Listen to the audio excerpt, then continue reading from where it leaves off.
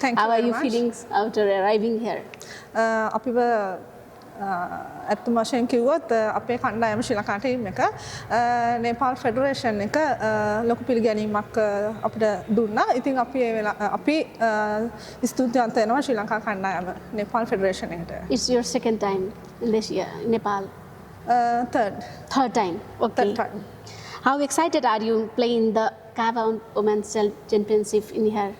අපි බලාපොරොත්තු වෙනවා අපේ ශ්‍රී ලංකාව ටීම් එක රටට පදක්කමක් අරගෙන යන්න. අපේ සයිඩ් එකේ ඉන්නවා ඉරාන්, කසකස්තාන්, බංග්ලාදේශ් කණ්ඩායම් තුන.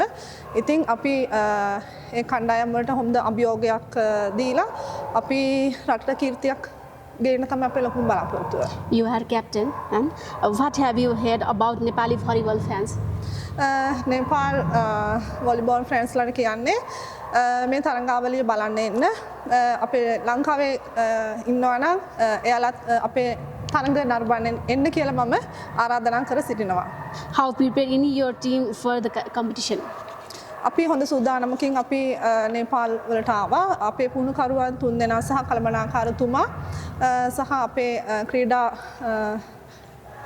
අමාත්‍යාංශයේ සිටින සියලුම නිලධාරීන්වත් මම මතක් කරන්න ඕනේ. වොලිබෝල් සම්මේලනයේ සිටින නිලධාරීන්වත් මම මතක් කරන මේ වෙලාවේ ඔවුන් අපිට දීපු ලොකු සපෝට් එකක් තියෙනවා. ඉතින් ඒ සපෝට් එකේ තුල අපේ ක්‍රීඩිකාවන් ලොකු කැපවීමකින් අපි පුහුණුවීම් කරා. ඉතින් මේ තරඟාවලිය ලොකු අභියෝගයක්. අභියෝගය වුණත් අපි තරඟාවලියට හොඳට මුහුණ දීලා අපි පදක්කමක් ගේන්න තමයි අපේ ලොකුම බලාපොරොත්තුව.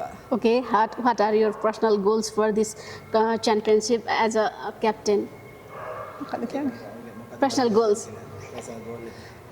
අපේ අන්තිම ගෝල් එක තමයි රටට කීර්තියක් ලබා ගන්න එක.